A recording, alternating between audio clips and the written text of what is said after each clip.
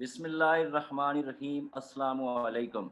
तमाम दोस्तों से गुज़ारिश है, इवन शफ़ीक साहब आपसे गुज़ारिश है कि पहले मुझे कंफ़र्म कीजिए कि मेरी आवाज़ आप तक पहुँच रही है, तो फिर मैं स्टार्ट लेता जी हूँ। सर, बिल्कुल क्लियर आवाज़ है आपकी अल्हम्दुलिल्लाह। जी, तमाम दोस्तों को बिल्कुल आज क्लियर। जी, बहुत शुक्रिया।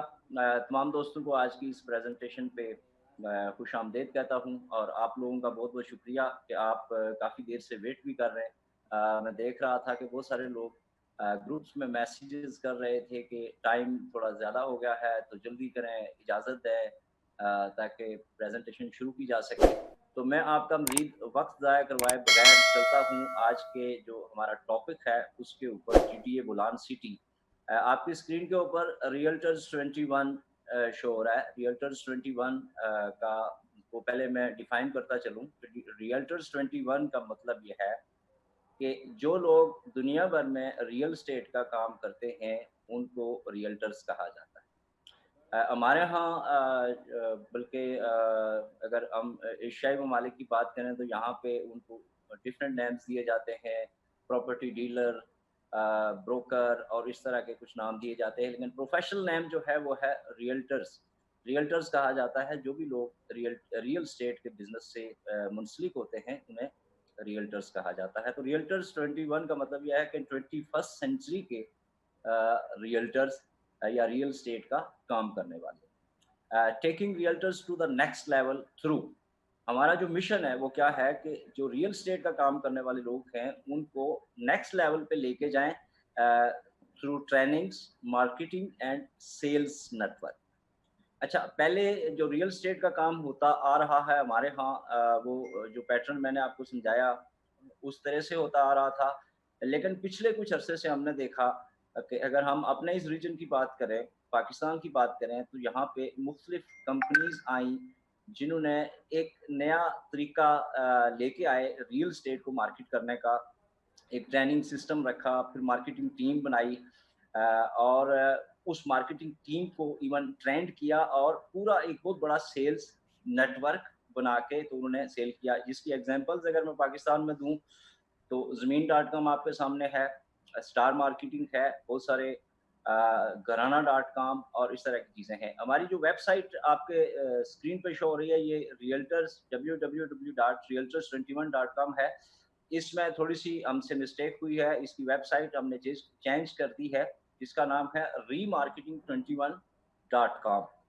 अगली प्रेज़ेंटेशन जब करेंगे तो इंशाअल्लाह उसके साथ करेंगे, लेकिन थीम वही, प्रोजेक्ट्स वही और बिज़नेस करने का अंदाज़ भी वही है। अगर हम बात करें कि 21st सेंचुरी के जो रियल्टर्स हैं, उस हवाले से बात करें या remarketing21.com के हवाले से बात करें, तो इसका मतलब इसका जो पर्पज़ है वो क्या है? Empowering the real estate professionals with the 21st century technology and strategies. जो भी रियल एस्टेट का काम करने वाले लोग हैं, उनको सबसे पहले तो प्रोफेशनलिज्म की तरफ लेके आना और उन प्रोफेशनल्स को फिर आज की जो दौर है, जो सेंचुरी है, इस हवाले से जो टेक्नोलॉजी है उसके साथ मुंसलिक करना और इस दौर के जो तकाज़े हैं, जो स्ट्रेटजीज़ हैं, उनके साथ उनको अटैच करवाना, मुंसलिक करवाना, ताकि वो आज के दौर के तकाज़ों को समझ के तो आगे की तरफ बढ़ें और खुद मूव करें और साथ-साथ अपने लोगों को भी आगे लेके चलें। Partnering with the top property builders and developers to sell their projects through remarketing21.com इस सेल्स नेटवर्क। अब इसका जो टारगेट क्या है? पहले तो हमने ट्रेनिंग्स की अपने रियल्टर्स की, उनको प्रोफेशनलिज्म की तरफ लेके आए, फिर उसको 21st सेंचुरीज के जो तकाजे हैं उनके साथ मुंसलिक किया, टेक्नोलॉजी के साथ लैस किया और आखिर में जो अल्टीमेट टारगेट है वो ये है कि जो आज के दौर के प्रॉपर्टी के बिल्डर्स हैं और डेवलपर्स हैं, उनको लिंक कर दिया जाए एक प्रोफेशनल टीम के साथ, प्रोफेशनल सेल्स नेटवर्क के साथ कि वो अपने प्रोजेक्ट्स हमारे थ्रू, हमारे ज़रिए सेल करवाएं, जो कि हमने करके भी देखा कि बहुत शॉर्ट टाइम में अल्हम्दुलिल्लाह बहुत बड़ी सक्सेस हम ले चुके हैं पिछले 2 माह में।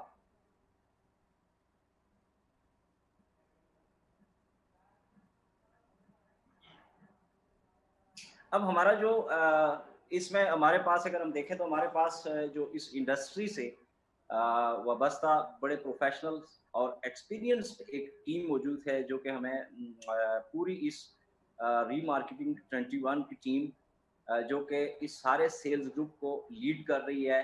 नहायत ही प्रोफेशनल और एक्सपीरियंस टीम हमारे पास मौजूद है जो कि हमारे लिए प्रोजेक्ट्स ना सिर्फ डिज़ाइन करती है, लेके आती है, बल्कि हमें गाहे बगाहे हर कदम पे हमें लीड भी करती है और एजुकेट भी करती है।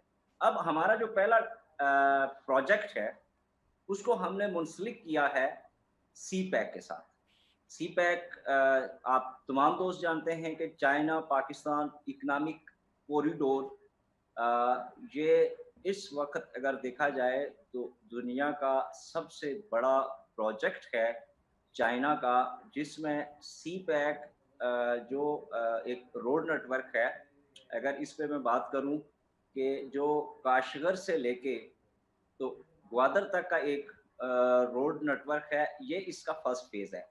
इससे आगे अगर हम देखें, इसके टारगेट्स के ऊपर मैं बाद में बात करूँगा, मैं थोड़ा-सा इसकी बैकग्राउंड बता दूँ। इससे आगे जो चाइना का प्लान है, ये जो फर्स्ट फेज़ है कि काशगर से ग्वादर को लिंक करना, जिसमें सिर्फ एक रोड नेटवर्क नहीं है बल्कि बहुत बड़ी-बड़ी इंडस्ट्रीज़ हैं। हमारे चारों सूबों में इंडस्ट्रियल ज़ोन्स बन रहे हैं। अगर जो लोग केपीके से हैं, वो जानते हैं कि स्वाबी में बहुत बड़ा इंडस्ट्रियल ज़ोन बनाया जा रहा है सी-पैक सिटी के नाम से, फिर फैसलाबाद में बनाया जा रहा है, फिर सिंध में बनाया जा रहा है और अल्टीमेटली ग्वादर में बनाया जा रहा है। लेकिन इस रोड नेटवर्क को अगर हम देखें तो ये ग्वादर में जाके एंड नहीं होता, बल्कि चाइना का प्लान ये है कि इसके ज़रिए चाइना ग्वादर से आगे ईरान, टर्की, सारा यूरोप, रशियन स्टेट्स और होते हुए तकरीबन 165 कंट्रीज को उसने इनवाइट किया है कि वो इस रोड नेटवर्क का हिस्सा बने, जिसमें से 50% इस वक्त तक इस एग्रीमेंट के ऊपर सिग्नेटरी हो चुके हैं। 165 में से ऑलमोस्ट 60% सिग्नेटरी हो चुके हैं कि हम इस रोड नेटवर्क का हिस्सा बनेंगे। अगर हम पाकिस्तान में देखें कि सी-पैक का जो पहला प्रोजेक्ट है फेज 1 जो कि ग्वादर तक आता है, तो उसके टारगेट्स क्या हैं? 2025 तक 500 joint ventures between top Pakistani and Chinese companies, 500 top Chinese multinational ना ना based ना एक दफा जो पी ली बस। और इसका इम्पैक्ट क्या होगा? 10 million jobs to be created। अब जी किसी दोस्त को अगर जी प्लीज अगर आप सुने तो सर बाद में डिस्कस करेंगे। अभी तक के जो ये जो टारगेट्स मैंने सामने रखे हैं, ये एग्रीमेंट्स हो चुके हैं। 500 टॉप जेवी between top Pakistani and Chinese companies, ये इस प्रोजेक्ट के ऊपर अपने एग्रीमेंट्स कर चुकी हैं जो कि 2025 में एग्जीक्यूट हो जाएंगे। Then 500 top Chinese multinational based in Pakistan, जो कि टॉप चाइनीज कंपनीज हैं जो कि मल्टीनेशनल हैं, दुनिया भर में बेस कर रही है, वो 2025 में पाकिस्तान में भी बेस कर रही होंगी। इसका इम्पैक्ट क्या होगा कि 10 मिलियन जॉब्स क्रिएट होंगी जो कि हमारे इस मुल्क में क्रिएट होंगी। अच्छा, इसमें मेरे और आपके लिए क्या है? अगर आप इंटरेस्टेड हैं कि रियल स्टेट मार्केट में आप शामिल हों और अपना कैरियर बनाना चाहते हैं, तो आएँ, ट्रेनिंग्स लें और सर्टिफाइड रियल्टर बने हमारे इस प्लेटफॉर्म से और एक ग्लोबल रियल स्टेट नेटवर्क का हिस्सा बने और रियल स्टेट इंडस्ट्री दुनिया की सबसे बड़ी इंडस्ट्री है, उसमें से अपना शेयर आप वसूल करें, ग्रैब करें। Next 5 years can make you achieve your dreams. आपके जो भी ड्रीम्स हैं, अगर आप प्रोफेशनली इस सिस्टम के साथ अटैच होते हैं, इस रियल स्टेट इंडस्ट्री के साथ अपने आप को लिंक करते हैं और उसके ऊपर वर्क करते हैं, एफर्ट करते हैं, तो मैं आपको गारंटी करता हूं कि आपके जो भी ड्रीम्स हैं वो अब अगले 5 साल में आप अचीव कर लेंगे। लेकिन उसके लिए उसकी कीमत आपने अदा करनी है, सिर्फ अटैच होने से कुछ नहीं होगा। अब अगर हम देखें कि ये एक आपके सामने मैप आ रहा है, सी पैक, चाइना को इसकी ज़रूरत क्यों पड़ी? इतनी बड़ी इन्वेस्टमेंट ये जो वन बेल्ट वन रोड के ऊपर करने जा रहा है कि जो कि 3 बल्कि 5 ट्रिलियन से भी इसके ऊपर चली गई है, जो किसी भी इंसानी तारीख में अब तक किसी भी मुल्क की दूसरे मुल्कों में जाके उनके इंफ्रास्ट्रक्चर के ऊपर इन्वेस्टमेंट करना, इसकी इससे पीछे कोई मिसाल नहीं मिलती। सबसे बड़ी इन्वेस्टमेंट होने जा रही है। इसकी रीज़न क्या है? क्या वो वजूहात हैं कि चाइना इतनी बड़ी इन्वेस्टमेंट इस प्रोजेक्ट के ऊपर करने जा रहा है? इसकी बहुत सारी रीज़न्स हैं। सबसे पहले आप मैप देख रहे हैं। मैप के ऊपर अगर आप यहाँ देखें तो ये काशगर है और ये ग्वादर है। और इस साइड पे अगर आप देखें तो ये चाइना के पोर्ट्स हैं, शंघाई और बीजिंग पोर्ट्स, और ये वो सारा रूट है जिसके ऊपर से ये अपनी इंपोर्ट भी करता है और एक्सपोर्ट भी करता है। इसके ऊपर मैं बाद में आऊँगा। पहले हम देखते हैं कि इन रूट्स का डिफरेंस क्या है। सारे जानते हैं, सबको मालूम है कि चाइना दुनिया की सबसे बड़ी प्रोडक्शन मार्केट है। और अगर प्रोडक्शन करता है तो उसको नीड होती है एक तो इंपोर्ट करने की। इंपोर्ट वो क्या करता है, दो चीज़ें, ऑयल एंड रॉ मटेरियल। और दूसरी चीज़ होती है कि इंपोर्ट करके उसने अपने पास चीज़ें डंप नहीं करनी होती, बल्कि ग्लोबली उसने मार्केट करनी होती। अब मार्केट करने के लिए वो जो रूट यूज़ करता है, अगर हम बात करें कि मिडल ईस्ट तक पहुंचाने में उसको 45 डेज अपना जो सामान है जो एक्सपोर्ट करता है। मिडल ईस्ट में जो दोस्त गए हुए हैं, किसी भी यूएई में जाके देखें, दुबई में जाके देखें और किसी मुल्क में भी जाके देखें, शॉपिंग मॉल्स में, स्टोर्स में आपको हर जगह पे चाइना की प्रोडक्ट्स नज़र आए। अब वो जब चीज़ें पहुंचा रहा होता है, एक्सपोर्ट कर रहा होता है, तो ये जो लंबी एक लाइन आपको नज़र आ रही है, इस रूट के ज़रिए वो यहाँ तक चीज़ें पहुँचाता है, जिसमें उसको 45 डेज़ लग जाते हैं। और इन्हीं चीज़ों को जब वो यूरोप यूके वगैरह तक पहुँचाता है, तो उसका ये जो डिस्टेंस है, ये और भी बढ़ जाता है, और जो डेज़ हैं, नंबर ऑफ डेज़ हैं, वो 90 डेज़ तक चले जाते हैं। अब हम बात करते हैं कि इसमें उसका एक तो टाइम बहुत लगता है, डेज़ आपने देख लिए। फिर उस पे कास्ट उसकी बढ़ जाती है। सेकंड अगर हम देखें तो उसकी जहाँ पे प्रोडक्शन होती है, वहाँ पे सबसे ज़्यादा अगर नीड है रॉ मटेरियल के बाद, तो वो ऑयल की है। इंडस्ट्री को चलने के लिए ऑयल की नीड होती है। और चाइना की जो पर डे ऑयल की नीड है, वो 10.16 मिलियन बैरल पर डे उसकी नीड है। अब उसको ये नीड फुलफिल करने के लिए कहाँ जाना पड़ता है? ये ओपेक कंट्रीज हैं, ये आपको नज़र आ रही हैं, यूएई, ईरान, इराक, ये इस एरिए से, इस जगह से अपनी मैक्सिमम ऑयल की जो नीड है वो यहाँ से फुलफिल करता है।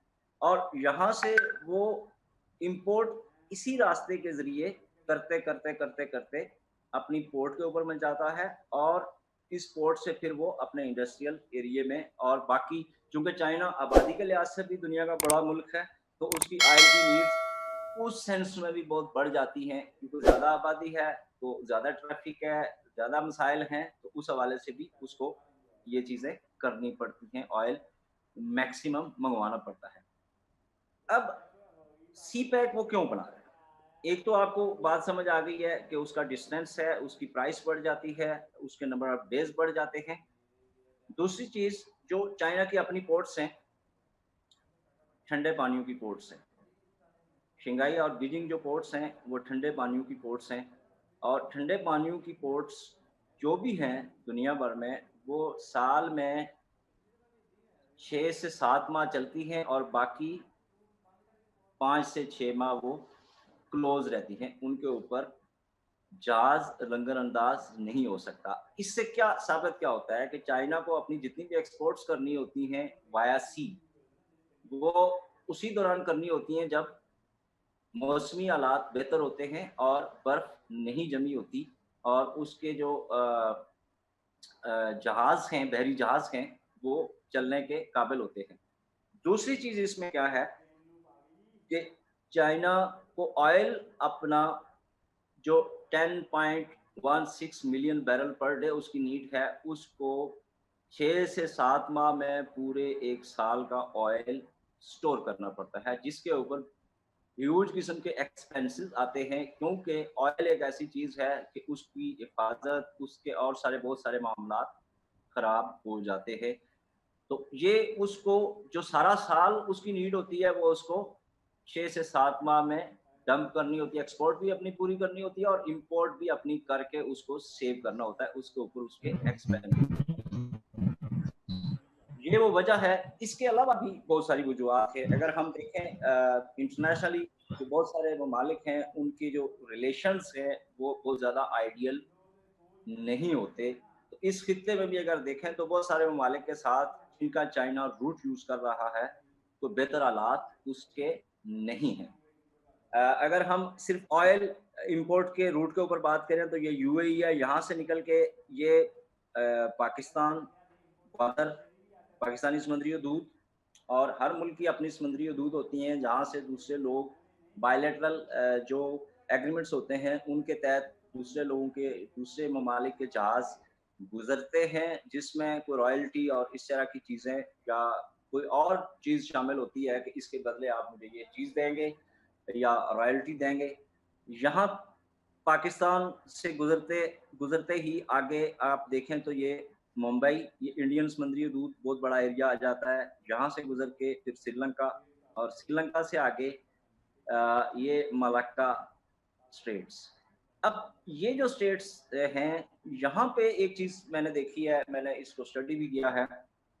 इंडिया का साथ अगर देखें तो कोई इतने बेहतर या आइडियल हालात चाइना के कभी भी नहीं रहे। उसकी बहुत सारी वजूहात हैं, उसको यहाँ पे डिस्कस करना मुनासिब नहीं है। श्रीलंका के साथ श्रीलंका चूँकि एक शरीफ सा मुल्क है, मेरी और आपकी तरह, तो इसके किसी के साथ कोई प्रॉब्लम नहीं है, अपनी रॉयल्टी लेता है और कहता है ओके जी, जाने दें आप। स्ट्रेट ऑफ मलक्का की अगर आप बात करें, हम बात करें, तो यहाँ पे सबसे पहला जो मुल्क आ रहा है, मलेशिया आ रहा है। मलेशियन समुद्री हदूद ये यूज़ करता है, फिर सिंगापुर। अब मलेशिया के और ये जितने भी एशिया पैसिफिक रीजन के चाइना के अलावा के बाकी कंट्रीज़ हैं, एक चीज़ मैंने स्टडी की है कि इनके चाइना के बारे में एक जनरल परसेप्शन है कि चाइना एक ऐसा कंट्री है कि जिसने अ, हमारे वसाइल पे काबिज़ रह के तरक्की की है और यूँ समझें कि वो उसको अपना एक साम्राज्य एक अवामी लेवल पे तसव्वुर करते हैं कि जिसने हमारे वसाइल से तरक्की की है। अब मलेशिया का और चाइना की एक नाराज़गी चल रही है, कॉन्फ्लिक्ट चल रहा है कि सिंगापुर, चूँकि मलेशिया का एक वक़्त तक हिस्सा हुआ करता था और मलेशिया से अलहदा होके एक अलग स्टेट बन गई। तो मलेशिया के दिल में ये रंज है कि इसके पीछे भी चाइना का हाथ है। इससे आगे अगर हम जाएँ तो कंबोडिया, वियतनाम, फिलिपाइन, ये जो समुद्री हदूद हैं, यहाँ पे वियतनाम और फिलिपाइन के दरमियान में जो सी का एरिया है, इसके ऊपर रॉयल्टी का एक इशू है और जिस पे आलमी अदालत में फिलिपाइन ने एक केस भी किया था कि मेरा समुद्री एरिया चाइना यूज़ करता है, जिसके ऊपर मुझे कोई रॉयल्टी वगैरह नहीं देता।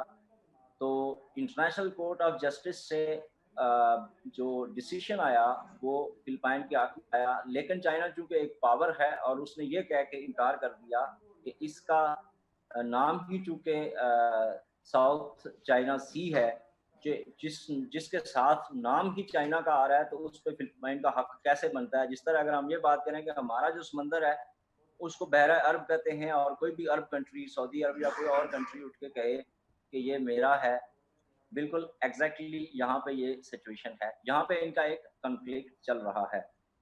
फिर आगे अगर हम देखें तो इंडोनेशिया की समुद्री हदूद यूज़ कर रहा है और इंडोनेशिया की समुद्री हदूद यूज़ करते हुए कोई भी मुल्क है, कोई भी मुल्क होता है तो उसने अपनी समुद्री हदूद में अपनी नेवल इंस्टॉलेशन रखी होती हैं डिफेंस पॉइंट ऑफ व्यू से।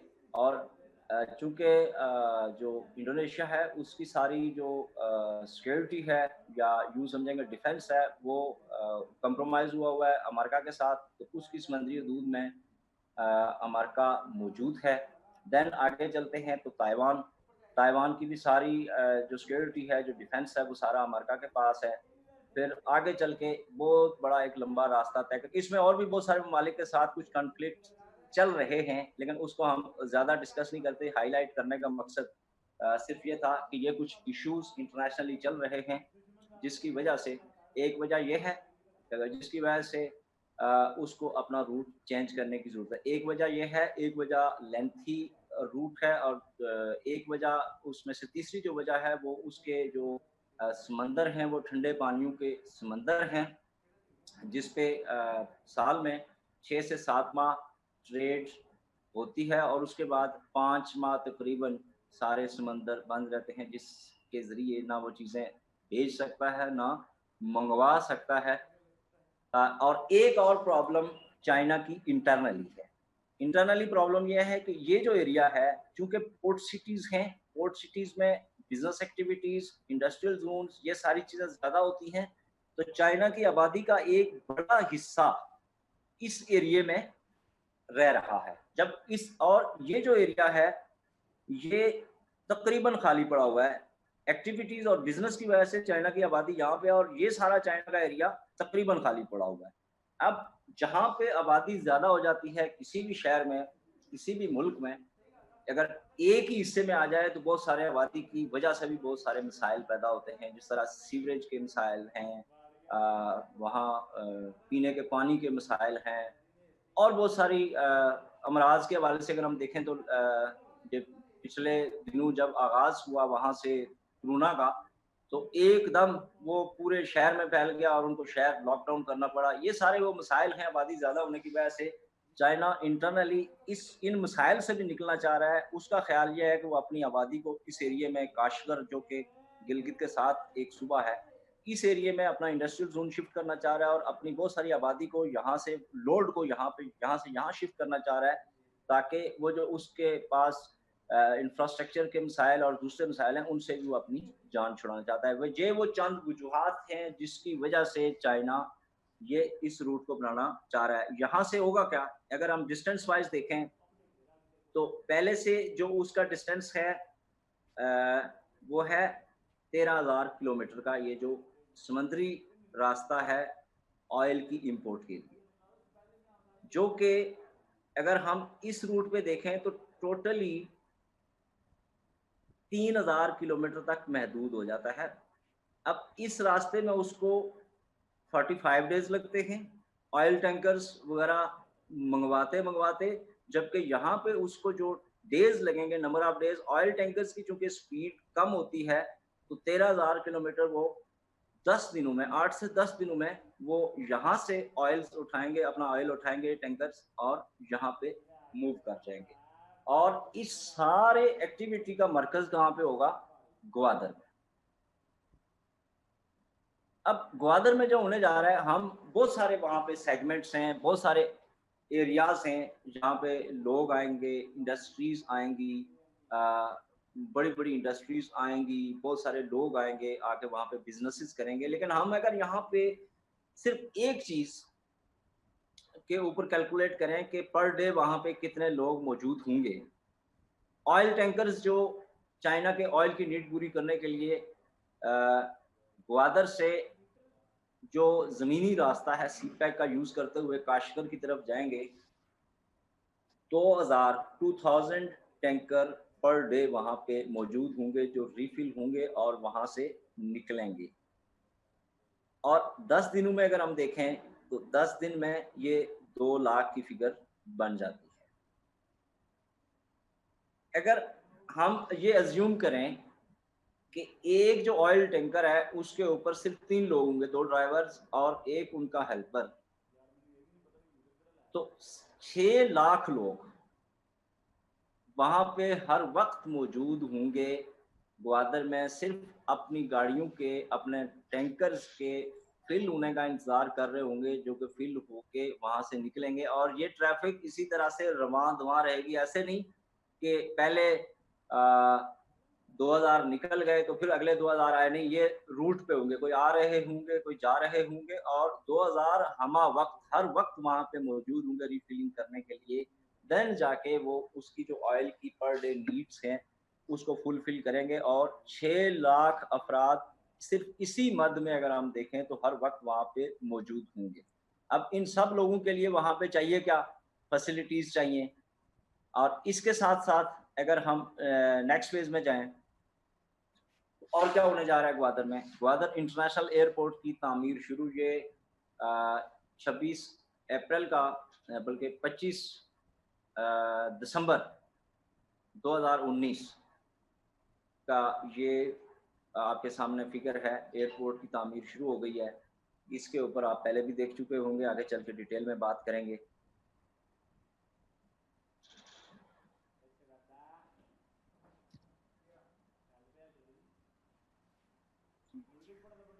शफीक भाई, टाइम अगर खत्म हो तो दोबारा ज्वाइनिंग की भी रिक्वेस्ट कर जी, दीजिएगा। जी, ये स्क्रीन कुछ मैनेज कर रहा हूँ मैं, माज़रत अगर आपको कोई प्रॉब्लम डेफ़िनेटली प्रॉब्लम हो रही है, सीक्वेंस ब्रेक हो रहा है तमाम दोस्तों का। अगर हम पाकिस्तान में मौजूद एयरपोर्ट्स जो इस वक़्त मौजूद हैं, उनकी बात करें, तो बेनज़ीर इंटरनेशनल एयरपोर्ट जो रिसेंटली बना है, 3600 एकड़्स के ऊपर ये एयरपोर्ट बना है और 220 एयरक्राफ्ट जो है यहाँ पे पार्क करने की गुंजाइश मौजूद है। उसके बाद जो दूसरा रिसेंट एयरपोर्ट है, इसके बाद जो बना है, जो नए तर्ज के मुताबिक बनाया गया है, वो अल्लामा इकबाल इंटरनेशनल एयरपोर्ट लाहौर है, 250 एकड़ और 190 एयरक्राफ्ट वहाँ पे पार्क करने की गुंजाइश है। जिना इंटरनेशनल एयरपोर्ट कराची, जो कि पाकिस्तान का सबसे बड़ा शहर भी है, 3700 एकड़ के ऊपर इसका एयरपोर्ट है। और अगर हम ग्वादर की बात करें, तो ग्वादर इंटरनेशनल एयरपोर्ट 4300 4300 एकड़ के ऊपर ये तामीर किया जा रहा है और इसमें जो एयरक्राफ्ट्स हैं उनके जो स्पेस है पार्क करने की 380 है। अगर हम इसी एक पॉइंट के ऊपर बात करें, ग्वादर की जो इस वक्त आबादी है वो मकामी आबादी है, वो 80,000 से 1.25 लाख से ज़्यादा नहीं है।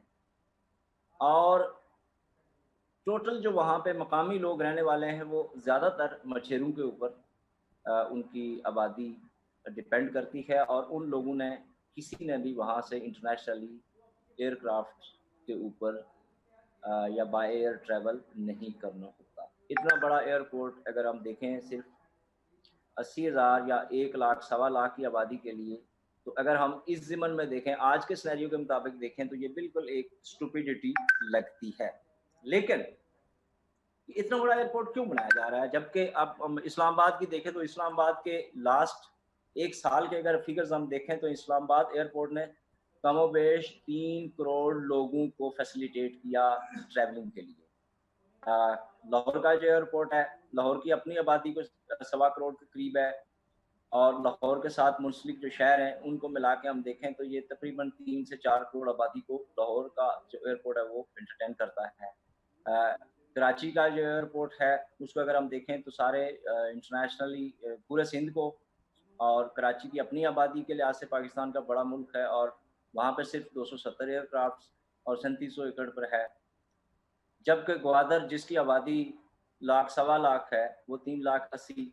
आज के सिनेरियो में अगर देखें तो ये बिल्कुल लगता है कि एक बेवकूफ़ी हो रही है। लेकिन वजह यह है कि मैंने पीछे एक स्लाइड पे आपको बताया कि 1000 जो कंपनीज हैं मल्टीनेशनल पाकिस्तानी प्लस चाइनीज़, वो वहाँ पे 2025 में ऑपरेट कर रही होंगी अपने बिजनेसेस।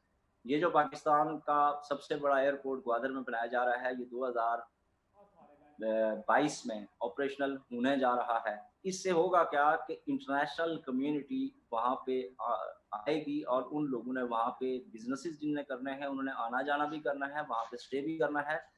और न्यू जो ग्वादर इंटरनेशनल एयरपोर्ट है expected to cost 246 million USD और Gwadar International Airport will have capacity to accommodate aircraft including narrow body aircraft such as ART-72 and Boeing B737 and the wide body aircraft including Airbus A380 and Boeing 747 for international and domestic routes.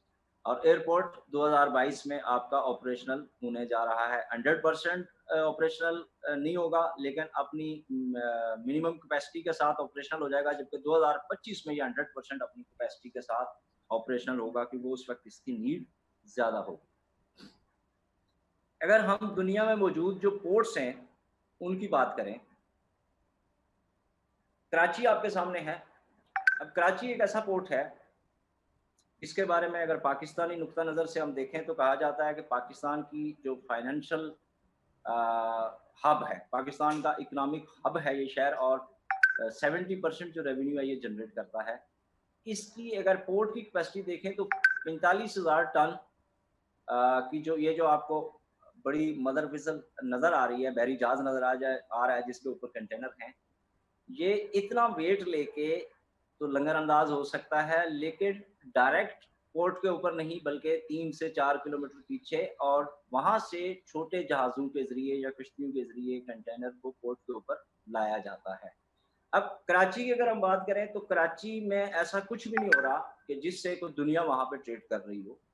Karachi सिर्फ पाकिस्तान की जो अपनी ज़रूरियात हैं उसकी चीज़ें import करता है और उसकी चीज़ें एक्सपोर्ट करता है, जो पाकिस्तान की एक्सपोर्ट्स हैं वहाँ से एक्सपोर्ट हो रही हैं, और उसके बावजूद वो 70% रेवेन्यू जनरेट कर रहा है। अगर हम दुबई की बात करें तो दुबई के बनने की, दुबई के मॉडर्न होने की वजह ही एक पोर्ट है जो कि जबल अली पोर्ट है, जिसकी जो कैपेसिटी है, जिस पे जो जहाज आ सकता है वो 55,000 टन, 55,000 टन की मदर वसल, जो कि वहाँ पे भी चूंकि गहरा समंदर नहीं है साहिल पे पोर्ट के ऊपर, और वो 55,000 टन भी 4 से 6 किलोमीटर पीछे, और वहाँ भी जो मैंने पहले बताया कराची वाली सिचुएशन के छोटे जहाज़ों के जरिए से ग्वादर की अगर हम देखें, इसकी जो कैपेसिटी देखें तो 1,75,000 टन वेट लेकर ये जो बड़ी मदर फिसल आपको नजर आ रही है, ये डायरेक्टली पोर्ट के ऊपर लंगरअंदाज हो रही है। कोई 1 किलोमीटर, आधा किलोमीटर या 2 किलोमीटर पीछे नहीं, बल्कि डायरेक्टली पोर्ट के ऊपर हो रही है, जिसकी रीज़न ये है कि ग्वादर एक ऐसी जगह पे, कुदरती तौर पे ऐसी जगह पे लोकेटेड है कि जहाँ पे पोर्ट बनाई गई है। एक तो वो पहाड़ी एरिया है, और दूसरे जो मैंने ऊपर बात की वो सहराई एरिया हैं, समंदरी वहाँ पे सहरा है समंदर में, और डेप्थ इतनी ज़्यादा नहीं है, ये पहाड़ी एरिया है। और यहाँ पे जहाँ पे पोर्ट बनाई गई है, जो दोस्त हमारे साथ वहाँ पे मौजूद थे, हमने देखा कि कोहे बातल नामी एक पहाड़ी है जो कि समंदर के बीच है, और उस समंदर की तरफ से आने वाली जो तेज़ हवाएं हैं वो उनको कंट्रोल करती है, और डायरेक्टली जहाज इजीली आके उस पोर्ट के ऊपर लंगर अंदाज हो जाता है। ये वो वजह है कि जिस वजह से दुनिया इसकी तरफ मूव हो रही है। और ग्वादर पोर्ट की एक और ख़ास वजह कि कराची, मैंने जैसे आपको बताया कि सिर्फ हम अपनी ज़रूरत की इंपोर्ट और एक्सपोर्ट करते हैं, जबकि यहाँ से दुनिया अपने बिजनेसेस का आगाज़ करने जा रही है। जैसे कि मैंने आपको बताया कि 165 कंट्रीज़ के साथ एग्रीमेंट हुआ है, जिसमें से हाफ ऑलमोस्ट सिग्नेटरी हो चुके हैं जिन्होंने एक्सेप्ट कर लिया है उसको।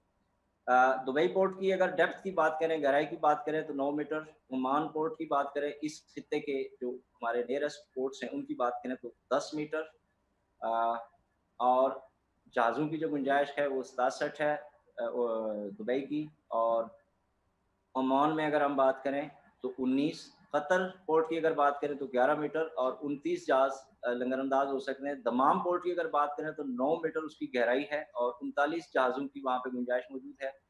चाबहार पोर्ट 9.4 मीटर और 26 जहाज़ों के रंगरअंदाज होने की गुंजाइश मौजूद है, जबकि ग्वादर पोर्ट की जो गहराई है वो सबसे ज़्यादा है 18 मीटर, ऑलमोस्ट इन सब से दुगनी। और जब फुल कैपेसिटी के साथ ये ऑपरेशनल हो जाएगा तो उसमें जो जहाज़ों के लंगरअंदाज होने की गुंजाइश होगी वो 120 जहाज़, जो कि इस खित्ते में किसी के पास भी मौजूद नहीं है। यही वो वजह है कि ये डिले का शिकार होता आ रहा है। अब ये सारी सिचुएशन तो है, पीछे जो हमने चीज़ें डिस्कस की उससे ये तो साबित हो गया कि ग्वादर पोर्ट फ्यूचर में एक इकोनॉमिक हब बनने जा रहा है और इंटरनेशनल सिटी बनने जा रहा है, जहाँ पे सारी दुनिया ने आके अपने बिजनेसेस करने हैं। इस सारी सिचुएशन में हमारे पास ग्वादर में क्या है? हम आपको ऑफर करते हैं जीडीए बोलान सिटी ग्वादर में, जिसकी जो कि हमारा जॉइंट वेंचर है पैराडाइम मार्केटिंग के साथ, और जीटीए बुलान सिटी एक वहाँ पे हाउसिंग सोसाइटी है जिसके अंदर रेजिडेंशियल, कमर्शियल और तमाम किस्म की फैसिलिटीज़ मौजूद होंगी। हम डिस्कस करते हैं कि इसकी सिग्निफिकेंस क्या है, क्यों, वाई जीटीए बुलान सिटी। अगर हम बात करें तो 100% लैंड इक्विटी, लैंड की ड्राइव है, मेरीन ड्राइव से 3 मिनट में हम वहाँ पहुँच सकते हैं, 20 minute railway station, 24 minute airport, 25 minute district headquarter hospital and DC office, 26 minute की ड्राइव है free trade area, trade zone जो बनाया जा रहा है, और 27 minute from Gwadar port, 30 minute away from Gwadar industrial zone. Located on Moza Mazani at main coastal highway, covered from two main roads, coastal highway front side of the project and Bolida Avenue back side of the project. ये जो बोलीदा Avenue वाली road है ये direct marine drive को जाती है, जहाँ पे आपके तमाम मैरीन ड्राइव 3 मिनट के डिस्टेंस पे है, जहाँ पे आपके तमाम 5 स्टार होटल्स और एम्बेसीज और वो सारी जगह उनके लिए ग्वादर मास्टर प्लान के मुताबिक रिजर्व हो चुकी है।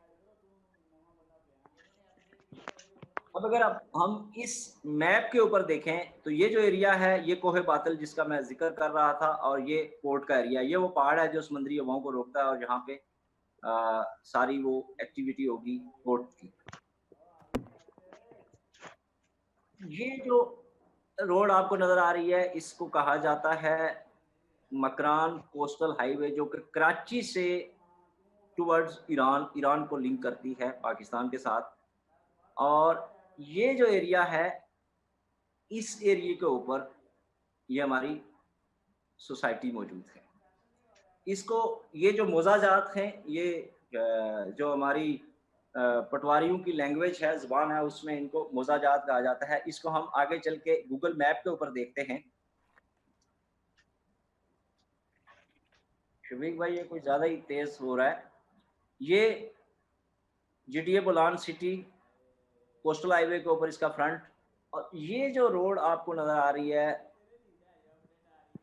ये मैरीन ड्राइव का एरिया है, और जिस पे मैंने बात की कि यहाँ पे वो सारे 5 स्टार होटल्स और एम्बेसीज के लिए ये एरिया रिजर्व है। यहाँ से सिर्फ हम 3 मिनट की ड्राइव के ऊपर मौजूद हैं, और फ्रंट हमारा यहाँ पे मौजूद है, और ये सारा सोसाइटी का एरिया है जहाँ पे जो लोग इस जगह के ऊपर को प्रॉपर्टी ऑन कर रहे होंगे, मैं समझता हूँ कि आज नहीं, आज से 3 साल बाद वो अपने आप को लकीएस्ट इंसान समझेंगे। इसकी मज़ीद अगर डिटेल में जाएं तो ये सोसाइटी का जो अपना मैप है, मास्टर प्लान है, जो कि जीटीए से अप्रूव हो चुका हुआ है, और हर मैप के ऊपर आपको नज़र आ रहा है। इसको अगर जूम करके देखें तो एक एक प्लॉट नंबर एवरीथिंग यहाँ पे मौजूद है। अगर किसी शख्स के पास फाइल मौजूद है तो वो अपना प्लॉट इस मैप के ऊपर देख भी सकता है। अच्छा, एक चीज़ मैं और क्लियर करता चलूँ कि ग्वादर में जो भी शख्स सोसाइटी बनाता है उसकी और आम जो एक तासर जो जिस तरह के मैंने पहले जिक्र किया था कि पाकिस्तान में या हमारे साथ जितने भी ममालिक हैं जो थर्ड वर्ल्ड कंट्रीज जिनको कहा जाता है, वहाँ पे प्रॉपर्टी करने का तरीकाकार बिल्कुल एक डिफरेंट है। अगर किसी ने सोसाइटी बनानी है तो आम तौर पे यही देखा गया है कि थोड़ी सी जगह ले लेते हैं, कोई 1000 2000 3000 कनाल, और उसके बाद उसका एनओसी लेके तो बाकी तरीकाकार ये होता है कि जनाब लोगों को फाइल्स बेचना शुरू कर देते हैं, और कोई फाइल के ऊपर प्लॉट नंबर नहीं दिया जाता। उन्हीं के पैसों से फिर आगे टोकन किए होते हैं कि जगह मजीद खरीदेंगे, और प्लान उनका होता है लाख 1.5 लाख कनाल के ऊपर बनाने का, और एक्चुअल उनके पास लैंड होती है 5 10 या 20,000 कनाल। तो वो ना तो किसी को मतलब उसमें टाइम टेकिंग है, मिलता है लोगों को, नहीं मिलता ये एक अलग केस है, लेकिन अगर मिल भी जाता है या डेवलपमेंट हो भी जाती है तो 15 से 20 साल लगते हैं लोगों को उनकी चीज़ मिलना, और उस चीज़ की वैल्यू बनने में फिर आगे बहुत सारा टाइम लग जाता है। ग्वादर में ऐसा हरगिज़ नहीं है। ग्वादर में अगर आपने सोसाइटी बनानी है तो 100% लैंड आपकी अपनी होनी चाहिए। अगर मैं आप सोसाइटी ओनर हैं और आप वहाँ पे सोसाइटी बनाना चाहते हैं तो 100% लैंड आपके पास होनी चाहिए। फिर उसके ऊपर आप एक अच्छी किसी आर्किटेक्ट फर्म से एक मैप बनवाएंगे, मैप लेके जाएंगे, फिर मैप को जो ग्वादर डेवलपमेंट अथॉरिटी के इंजीनियर्स हैं वो देखेंगे, वो उसमें अमेंडमेंट्स करेंगे, फिर अथॉरिटीज उसको अप्रूव करेंगी। अप्रूव करने के बाद आपको प्लॉट नंबर एलोकेट करके दे दिया जाएगा, फिर जाके आप अपनी सेलिंग शुरू करते हैं। यानी कि 100% स्क्योर इन्वेस्टमेंट, सेफ इन्वेस्टमेंट, जो कि इससे पहले पाकिस्तान की हिस्ट्री में किसी डेवलपमेंट अथॉरिटी ने नहीं दी, जो ग्वादर में दी गई है। चूंकि ग्वादर एक इंटरनेशनल सिटी बनना जा रहा है, तो उसके रूल्स, उसके बाय लॉज भी इंटरनेशनल ही होंगे। अब हम अगर अपनी सोसाइटी की बात करें, तो ये उसका जो 3D प्रिंट है मेन गेट का, और आप अपने आप को इमेजिन करें कि यहाँ पे आप की रेजिडेंस होगी और आप इस गेट से गुजरा करेंगे और यहाँ पे मौजूद सिक्योरिटी गार्ड्स आपको सलाम किया करेंगे। इमेजिन करें और खुश हो जाए। आगे चलते हैं। अगर इसकी हम प्राइस की बात करें, तो जो सोसाइटी के अपनी प्राइस हैं उनको अगर कंपैरिजन करें, उनको देखें, तो 5 मरला पे जो प्लॉट है उसकी जो प्राइस है वो 12 लाख रुपए है। 10 मरला 22 लाख रुपए, एक कनाल का जो प्लॉट है वो 40 लाख, और इसके बाद वो कमर्शियल का आ जाता है नीचे।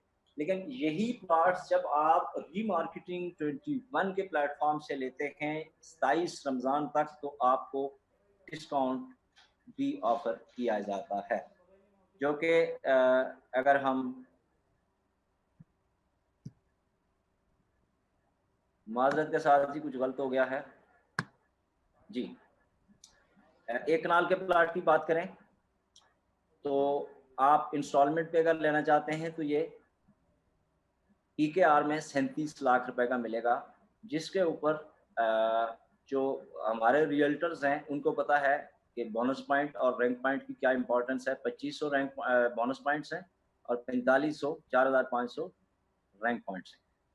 10 मरला की बात करें तो 1300 बोनस पॉइंट और 2400 रैंक पॉइंट है, और इसकी जो प्राइस है हमारे प्लेटफॉर्म से आपको मिल रही है 20,75,000। और अगर 5 मरला प्लॉट की हम बात करें, रेजिडेंशियल प्लॉट की बात करें, तो उसकी जो लैंड कास्ट है, प्राइस है, वो 27 रमज़ान तक की ये प्राइस है 11 लाख रुपए, जिसकी डाउन पेमेंट 3 लाख है 5 मरला की।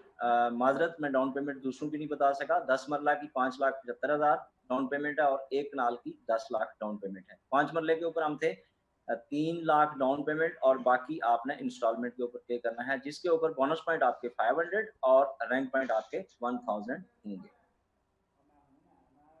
अब अगर हम बात करें कि इसकी पेमेंट का स्केजुअल क्या होगा, टोटल आपने पे करना है 20 मरला का 37 लाख, 10 लाख आपने डाउन पेमेंट कर दी, और 3 साल का ये प्लान है 36 माह का। 3 साल आपने हर माह 40,000 यानी कि 36 इंस्टॉलमेंट्स आपने पे करनी है 40,000 की, और शशमाई या बैलून पेमेंट जिसको हम कहते हैं 6 माह बाद 2,10,000 आपने पे करना है। तब जाके आपके 37, 10 आपने एडवांस दे दिया, 36 आप 40 के हिसाब से इंस्टॉलमेंट्स दे रही हैं, और 2,10,000 आप दे रहे हैं शशमाई, तब जाके आपके 37 लाख पूरे हो रहे हैं और उस लैंड कास्ट आप कंप्लीट कर चुके हैं। बोनस पॉइंट और रैंक पॉइंट हम पहले डिस्कस कर चुके हैं। 10 मरला प्लाट की जो प्राइस है 20,75,000 और 5,75,000 आपने डाउन पेमेंट करनी है initial, and 24,000 per month instalment का, जो कि 36 इंस्टॉलमेंट्स आपने पे करनी है। और इसकी जो शशमाई इंस्टॉलमेंट है वो 1,06,000 है। और 5 मरला जो प्लॉट है कुल कीमत 11 लाख रुपए, 3 लाख डाउन पेमेंट, 12,000 की 36 इंस्टॉलमेंट्स और 61,333 की 6 इंस्टॉलमेंट्स, जो कि शशमाई आपने पे करनी है। याद रहे कि ये जितनी भी यहाँ पे स्लाइड्स में आपको मैं प्राइस बता रहा हूँ, ये 27 रमज़ान तक की है। उसके बाद जिस तरह के सोसाइटी के रेट्स हैं वही रेट्स हमारे भी हो जाएंगे। और बेनिफिट लेने का टाइम 27 रमज़ान से पहले पहले है। 37 लाख की अगर हम बात करें तो 37 लाख में जो शख्स बुकिंग करवाएगा उसके प्लॉट की वैल्यू 27 रमज़ान के बाद 40 लाख के ऊपर चली जाएगी और 3 लाख का उसको बेनिफिट हो जाएगा, और 20 लाख 75 वाले को भी इसी तरह बेनिफिट हो जाएगा, और 11 लाख वाले को भी इसी तरह बेनिफिट हो जाएगा। अगर कोई शख्स फुल पेमेंट के ऊपर लेना चाहता है तो वो फैसिलिटी भी मौजूद है, उसमें उसको डिस्काउंट ज़्यादा मिल जाएगा। एक कनाल का जो प्लाट है 20 मरला, बजाय ये कि 37 लाख है उसको 32 लाख में मिल जाएगा, और यूँ समझिए कि 27 रमज़ान के बाद ये 40 का हो जाएगा, तो उसको जो बेनिफिट हो रहा है वो 8 लाख रुपए का ओवरऑल होने जा रहा है। 10 मरला जो प्लाट है वो 18,25,000 का है, और इस वक्त हम 20,75,000 का दे रहे हैं इंस्टॉलमेंट के ऊपर, और सोसाइटी उसको ऑलमोस्ट 22 लाख का दे रही है, और उसको भी इसमें बेनिफिट हो जाएगा। 18,25,000 में उसको ये फुल प्राइस में प्लॉट मिल जाएगा। और 5 मरला की अगर हम बात करें तो 11 लाख का हम दे रहे हैं इंस्टॉलमेंट के ऊपर, जो कि 27 रमज़ान से 12 का हो रहा है।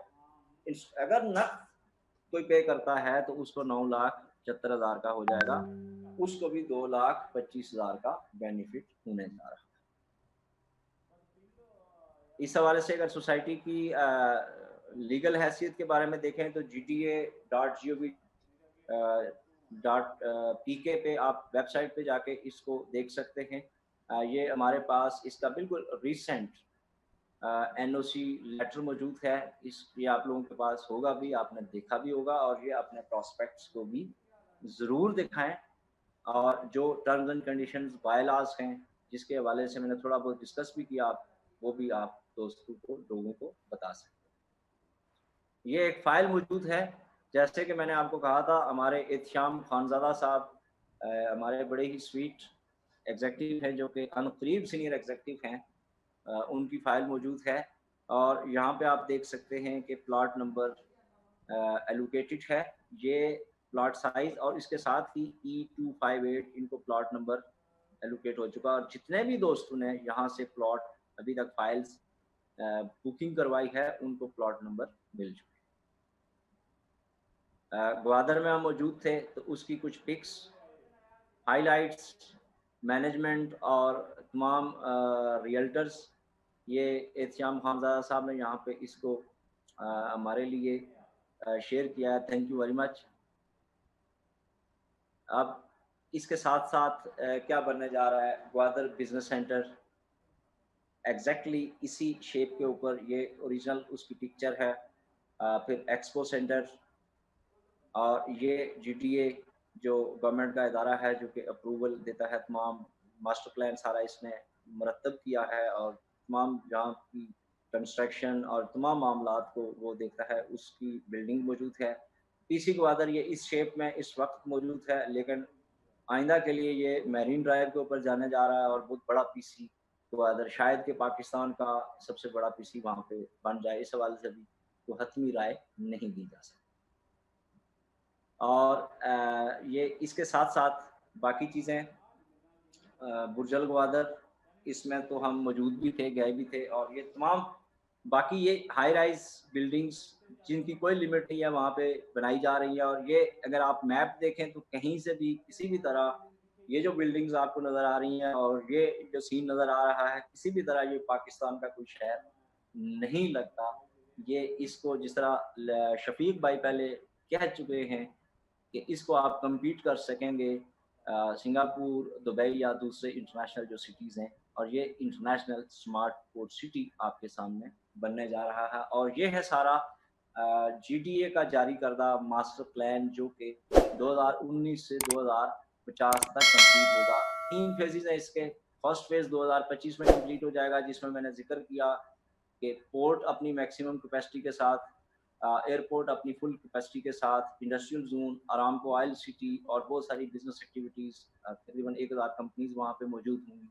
ये फर्स्ट फेज़ है, फिर सेकंड फेज़, फिर थर्ड फेज़ 2050 में। लेकिन हम जिस जगह पे मौजूद हैं, बेनिफिट लेने जा रहे हैं फर्स्ट फेज़ में। जो यकीन की राह पे चल पड़े उन्हें मंजिलों ने पना दी, जिन्हें वसवसों ने डरा दिया वो कदम कदम पे बहक गए। शेख राशिद आलम, जो कि हमारे इस रीमार्केटिंग 21 के मैनेजिंग डायरेक्टर है, उनकी तरफ से ये एक पैगाम था जो आप तमाम दोस्तों की नज़र